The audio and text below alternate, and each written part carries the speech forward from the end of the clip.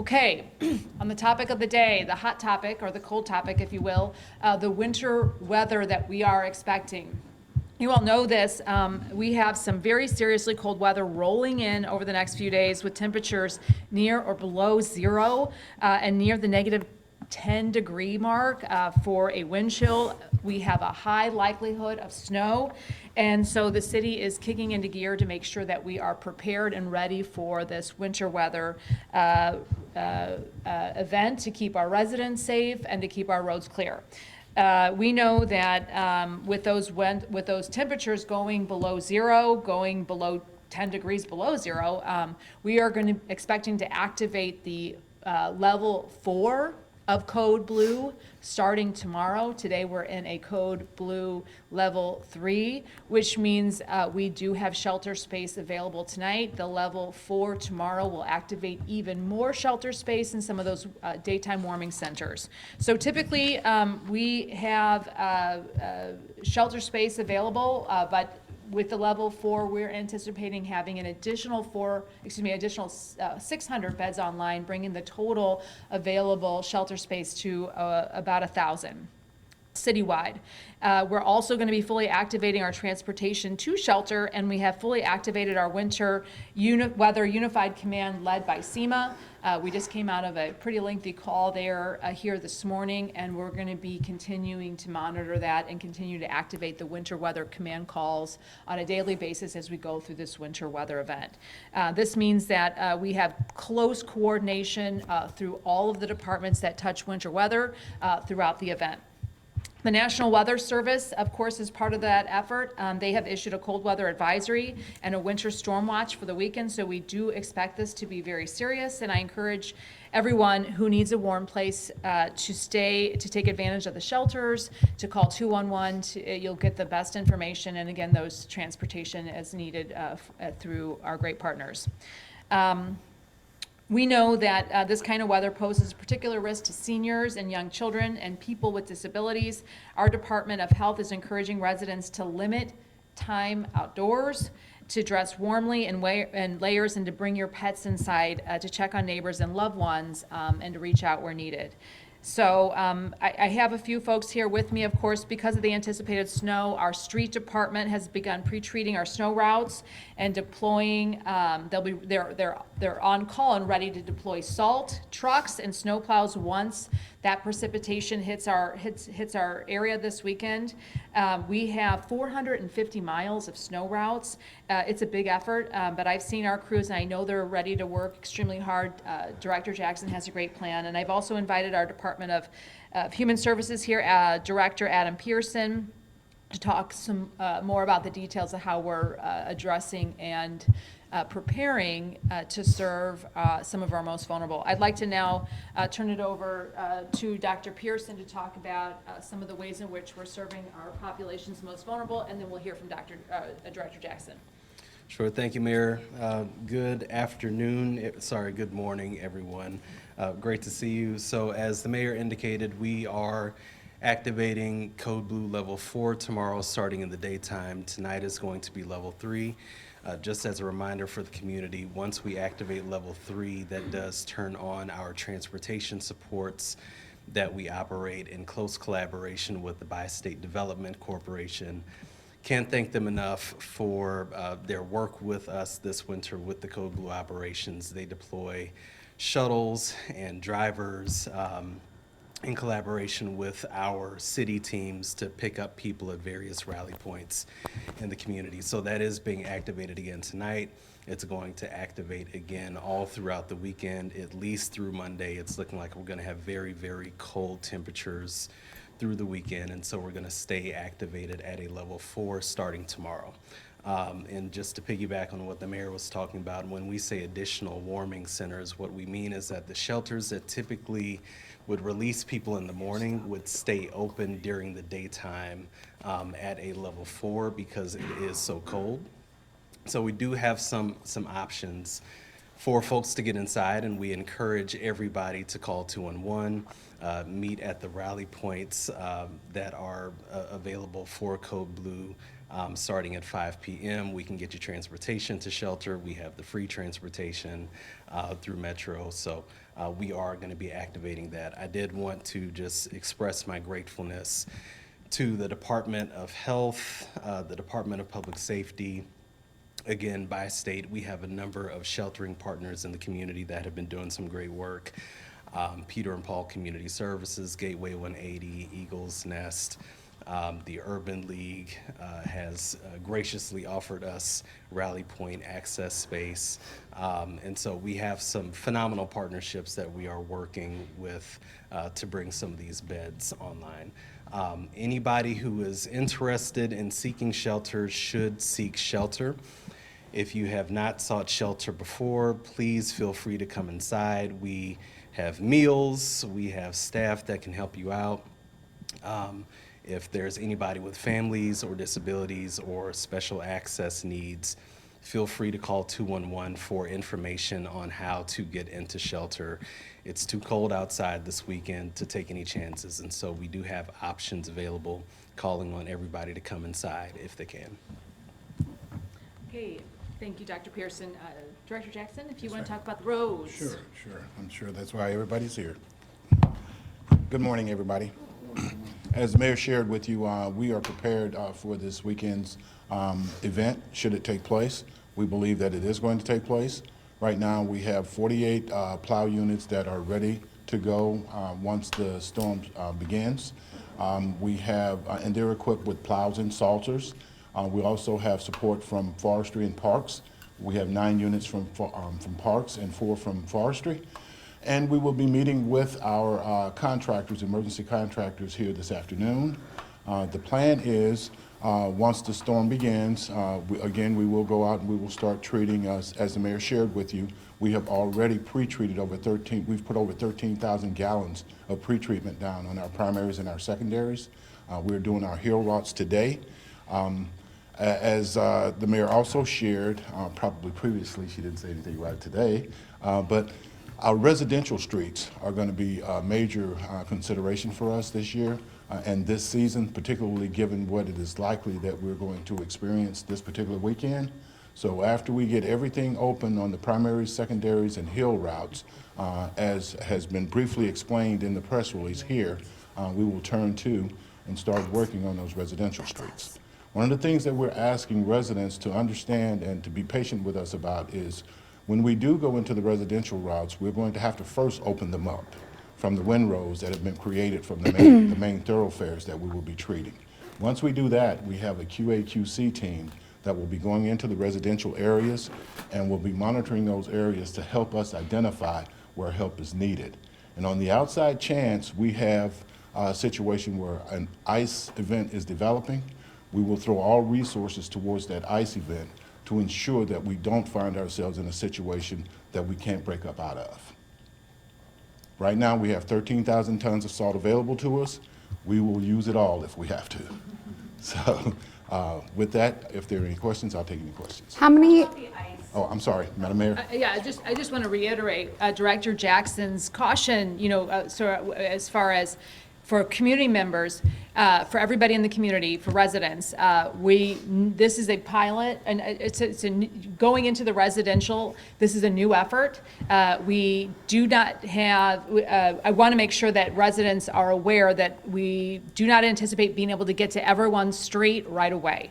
It is our primary concern to get the snow routes and the hill routes. And as we go into the residential, please bear with us as we are trying this out this round. We anticipate being able to make some serious inroads there. But as we go into this major weather event, I just want to caution everyone, we're not going to be able to get to all the residential right away, but it is our intention to start opening up those thoroughfares once we get those primary and snow routes done. How are you determining where to start when there are so many residential roads, so many neighborhoods to hit? How is there a list that's coming? What's the priority? No, ma'am, and that's going to be dependent upon, again, the nature of the road, the area that it's actually in, and what it's actually connecting to. If it's connecting to a primary and we're getting calls from those areas, we're going to go in and try to get those open as quickly as we can. The whole idea behind this is to open them up based on primaries, secondaries, hill routes, and then the residentials. So if we find ourselves in a situation where we can open up residential areas that lead us into safe passageways, we're gonna start there. Mayor, as you said, the homeless, of course, are a consideration in that vein, even though Prop Man Johnson built a heating station on the tent encampment. Don't you think it'd be wise as a backup to put a warming bus over at that encampment when we got temperatures so low? Don't you think this would justify doing that? They're so low, Elliot, and as you may know, I hope you well know, this year we have put an unprecedented amount of funding into expanding the shelter space. We know that the shelters are the safest routes, and so we've been really focused on making sure that shelter space is available and transportation is available. This work that led by Dr. Pearson alongside of those partners that he was mentioning earlier has been a huge lift, and one that I'm enormously proud the city has done this year for really the first time. And I hear you on the warming bus situation. We're doing our best to provide transportation. We do not want to spread ourselves too thin and not have that transportation to the safest option, the shelter space. I will say, I also like to give a huge shout out to the building division and our public safety department for working with Prop Man. This was a topic of discussion again today to make sure that we're doing what we can to make that structure there less unsafe. We do recognize there are some serious safety concerns there. There are safety concerns at 10th and Cass, and we are working to make sure that we're keeping people there as safe as possible. Why would it hurt to put a warm-up bus there? We, again, We're talking about- Elliot, as we're going into this season, this is wildly expensive. You know, the city of St. Louis has just an enormous financial responsibility to address this. This is something that the rest of the region does not have. Where you live, for example, your tax dollars don't go into serving the unhoused nearly the way that the residents of the city of St. Louis have this burden. I pay federal taxes. You do. But my know. point is, it is the city right now paying for these things, and the federal government is not providing warming shelters, warming buses, or anything of that nature. In fact, the funding for how unhoused is, from the federal side of things, is being threatened this year like we have not seen in my lifetime. It is a very scary year for those living outside. I hear you.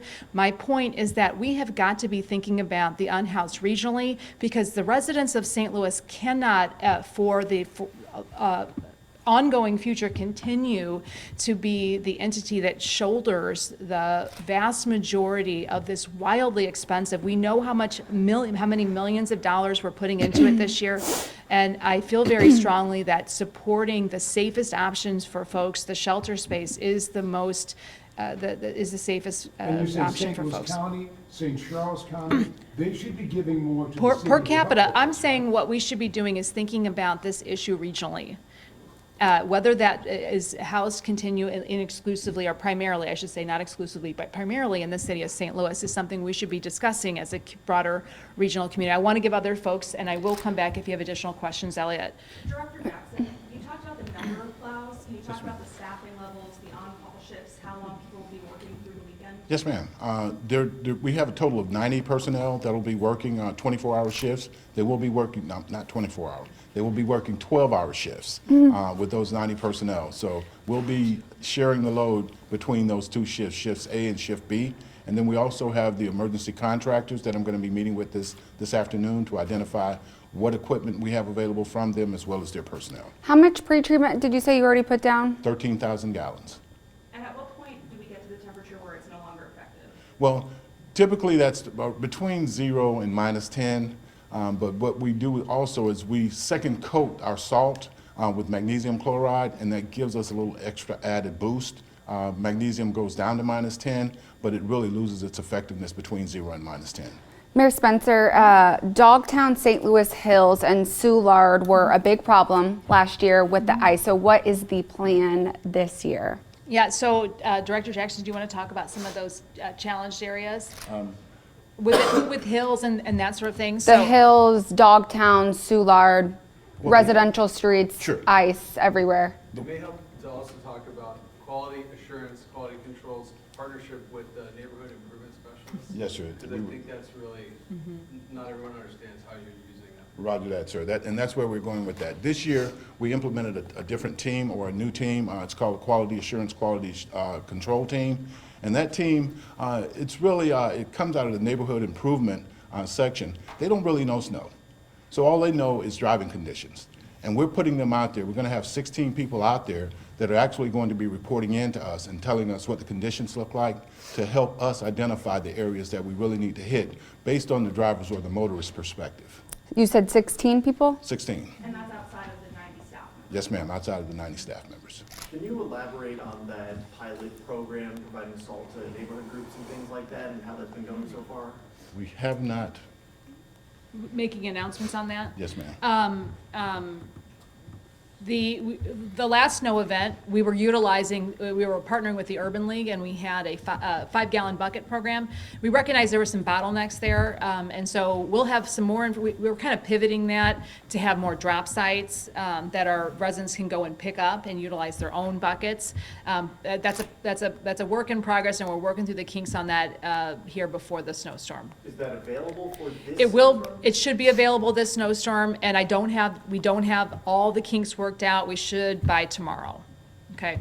But we do plan on continuing a pilot. That's why it was a pilot. We recognized there were some kinks in the last way in which we were doing that. We'll have some more information tomorrow for residents. Mayor Spencer, with the last snow, we talked about how we were lucky after with warmer temperatures. That's not going to be the case this time. That's right. Last January, we had an incident where snow and ice stuck around for weeks in the city. What are your concerns going into this, knowing we're going to have below freezing temperatures possibly after several inches of snow? Yeah, that's exactly right. So my primary concerns are those primary snow routes.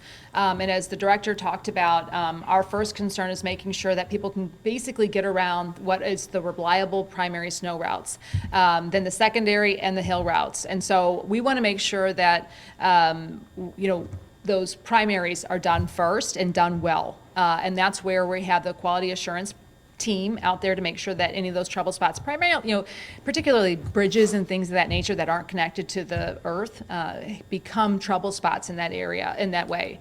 Once we get those done, we'll be able to go into the residentials. And that's where we'll be taking in some of those quality issues that the director talked about. We'll be taking concerns. We know Dogtown and Soulard have been challenges on the residential streets. Not all that neighborhood isn't entirely snow routes. There are snow routes that go through them. But the vast majority of residents don't live on a snow route. And so as we can kind of go in through some of those trouble spots, I mean, you're right.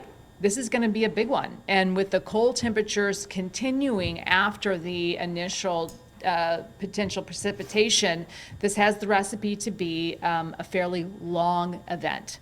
And so that's where again, focusing on being able to get through on those primaries, and that's why we're also preparing to go into the residential sites. What's something that you guys want to? Sorry, go ahead. What's something you guys want to do differently compared to last year? Well, we just outlined a whole host of things. So on the front end, the pre-treatment. We have been out there pre-treating. We're going to continue to pre-treat through this snow event. I mean, until we get that precipitation, we're going to continue to do that work. The quality assurance team, those additional neighborhood stabilization folks that are going to be out there identifying trouble spots, reporting back in, and the real focus on making sure that we get, first and foremost, those primary, secondary, and hill routes done. That was something that didn't happen last round. The primaries and the snow routes, the hill routes, were not done days, in some cases, well over a week into the event. We are going to ensure that those are done. The director mentioned we've also have a meeting this afternoon with some exterior partners that can bring additional resources on. We have our other departments, the forestry and parks, involved with some of their equipment, and we have some additional incentives to our crews, a snow pay incentive that has really helped bolster up the participation from the employee side and putting them on those 12-hour routes is going to put more manpower out on the street. So there is a whole host of things. There are a whole host of things that we are doing differently this year. But the monitoring and the quality assurance is going to be a key piece to making sure that that those tools we are implementing are effective. Mayor, will people need to move their cars when they plow through the residential streets? I'll let Yes, Director ma'am. Jackson talk about that. That is our preference, and we're asking residents to be mindful of it, particularly when the snow begins, because when we do start going through the residential areas, those vehicles that are parked on the road, or on the side of the streets are going to get plowed in.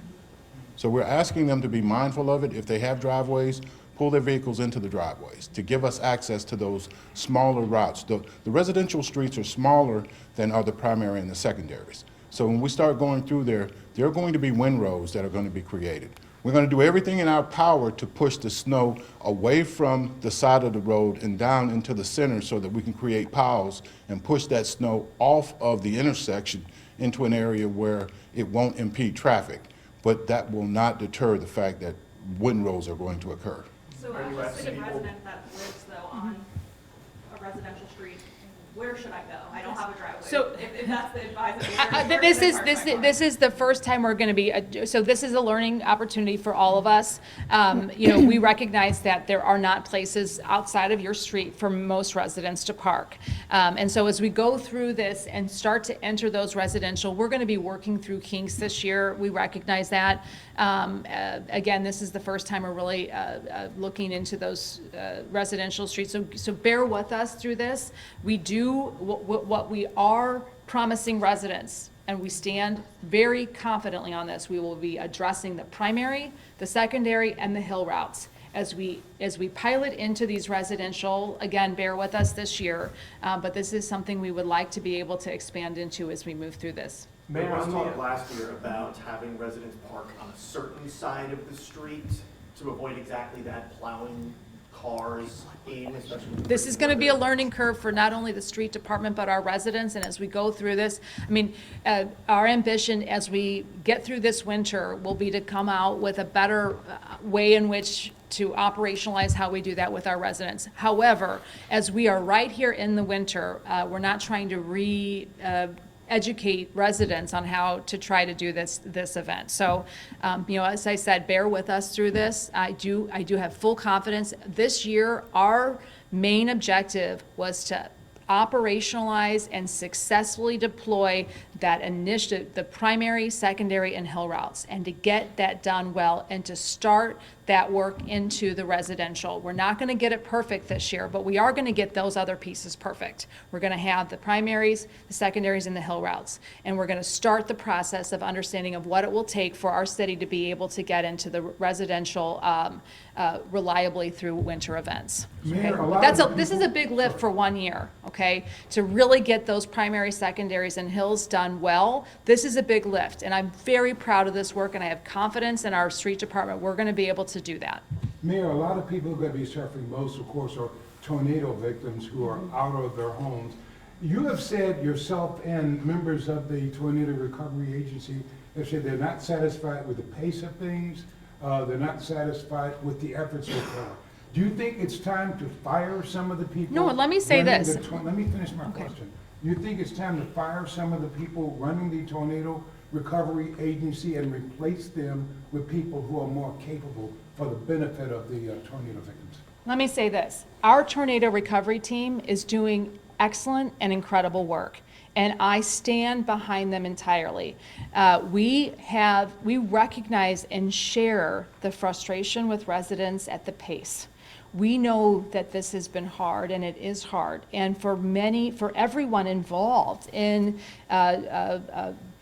going through this horrific event in our community, that the pace is absolutely not fast enough. We're standing with that pain and that experience that our residents are feeling. That said, our team, again, is doing incredible work. We are navigating an ever-changing FEMA landscape. We are working with state partners where a partnership between the state of Missouri and the city of St. Louis did not exist before this tornado. We are building that relationship, and as our state is helping us navigate through the ever-changing FEMA world, it is too slow. We recognize that, but we would not be able to be where we are today without the phenomenal, incredible, and very hard work that the Recovery Office has done thus far, and I have full confidence in them as we move through accelerating this work in the months ahead. Mayor, on the private property assistance deadline, should that be seen as kind of like the last chance for a resident to come to you? And what will you do if someone comes to you after? Yeah, I mean, look, we're not trying to punish folks. It's a deadline that is designed to activate our community, to get engaged. We do have resources. We have city resources to help folks repair their homes. Take advantage of it. If you have a home that's beyond repair and needs to come down, we can help you do that. We have the funds. It will not cost you anything. We're not taking people's properties. We are activating the resources we have. We are asking folks to engage so that the resources that we do have can be deployed. To activate those FEMA and state dollars, we have to have a work product. We have to have folks come forward. And so this isn't about punishing anybody. However, some of the folks, like I mentioned, that have been absentee property owners for decades, we do need a mechanism to bring them forcefully sometimes to the table, and we will be doing that soon.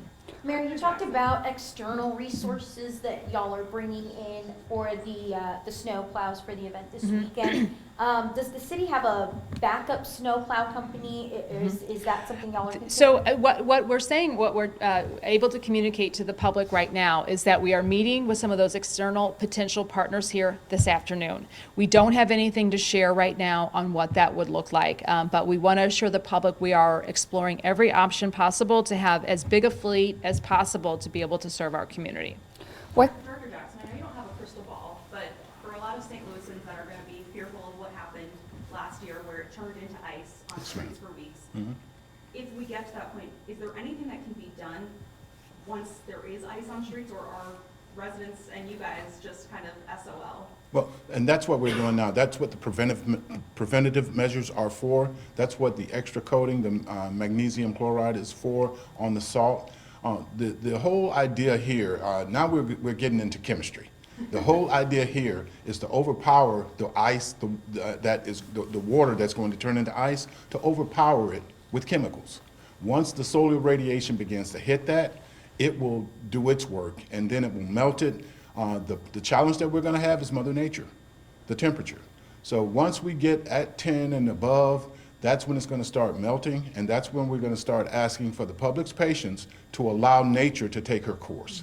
Once we have implemented every tool that we have available to us and put forth every effort that we have available to ensure that we don't accumulate ice where we can, then we're going to have to let Mother Nature take her course. Mayor Spencer, what's the plan for the school routes? I know last year you were very passionate about it during last year's winter event. Yeah, we've been coordinated on a couple different fronts. Our street department and our human services have coordinated to make sure that routes to our shelters are free and clear. We're prioritizing those. Director Jackson, can you speak to the schools and other priorities that we are looking at as far as making sure we have access to? Yes, ma'am. We are coordinating, we're coordinating with Dr. Pearson in Public Health. We have not at this point reached out to the school districts, but we have that availability to us, that capability to us as part of our command center. We are working through the details of how the command center is actually going to work. I have every confidence that that's going to be one of the areas, Madam Mayor, that we're going to be connecting to, so that as we need to hit those routes and make sure those areas are open, we can do that for them successfully. MoDOT did a bad job last time around. Is there any additional coordination you guys are doing with MoDOT this time to make sure things go a little bit better? Well, we continue to communicate with our partners. And I recall that interaction, that exchange between us, sir, at our last press conference. We didn't think that MoDOT did a bad job then. MoDOT did what they do. They deployed as they were supposed to. It didn't go well for drivers. Well, we don't control that. MoDOT doesn't control that. But what MoDOT did do was they did deploy as their plan had dictated, and they got caught in the traffic because people wanted to get out early. So they did what they were supposed to do. It just didn't work well. But anyway, I'm not gonna stick on it. Do we have any lingering additional Mayor, questions? is there a designated National Weather Service meteorologist for the city?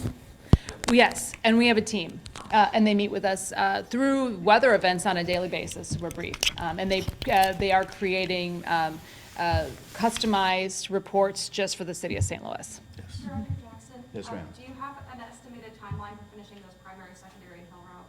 Well, we can treat our routes within a 48-hour period. After that, again, it's left to Mother Nature.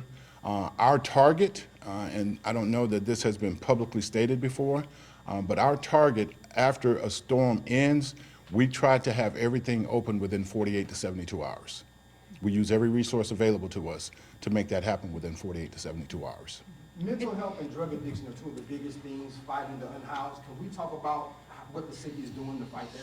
Yeah, that's such a true statement and a very sobering reality. The crux of it right now, the city is focused on keeping folks safe through the winter. So our real focus has been on providing space, recognizing that the mental wellness, that health and wellness of people is a challenge. Those are areas that are typically addressed through state and federal partners, and we continue to. Correct.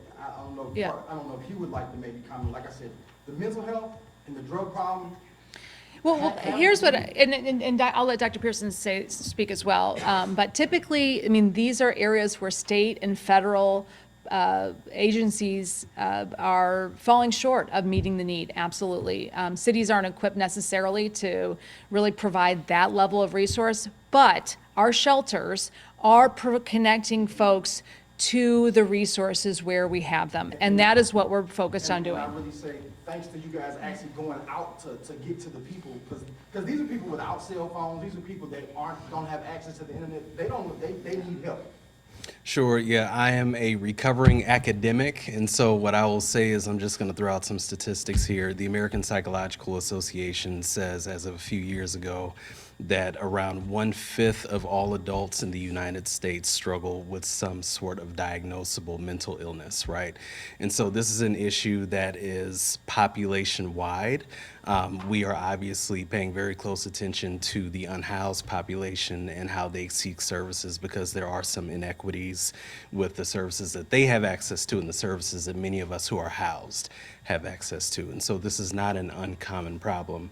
What I will say is that we collaborate very closely with the Department of Health, because they have the Mental Health Bureau that is activated to meet people in the community, refer people out to services. There's what's called the Continuum of Care that DHS partners with every single day, a network of over 100 agencies that provide housing, mental health supports, substance use supports, fantastic services all throughout the community. But as was mentioned, the need is often greater than what we have available to us. And so I'm looking forward to greater collaboration with the Department of Health on our outreach teams, making sure that we're connecting with folks on other city outreach teams with Continuum of Care, making sure that people get some of the resources that they need. Here, one last question.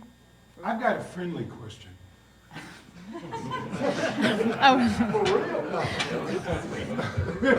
Look at that look she just gave me. In any event, what advice do you have for motorists, right? I know you're not triple. What advice do you have for people as they get ready to hit the streets in this particularly cold weather? What kind of cautionary advice? My advice is, if you don't need to be on the roads, don't be on the roads. I mean, I know that's trite and we say it every time, but seriously, this does look like a very serious weather event. As mentioned, we're not going to have the warmer temperatures that are going to naturally be able to help us out here. And so the roads are going to be slippery. We're not going to be able to get to the residential right away. We know that. But if you can stay off the roads, please do. That's all I have to say. Get your bread, get your milk, get them today, or maybe get them tomorrow. The stores will probably be out on Saturday. So get out there, get your provisions, and get a puzzle, get a game, figure out some things that you can do at home, and stay home if you can.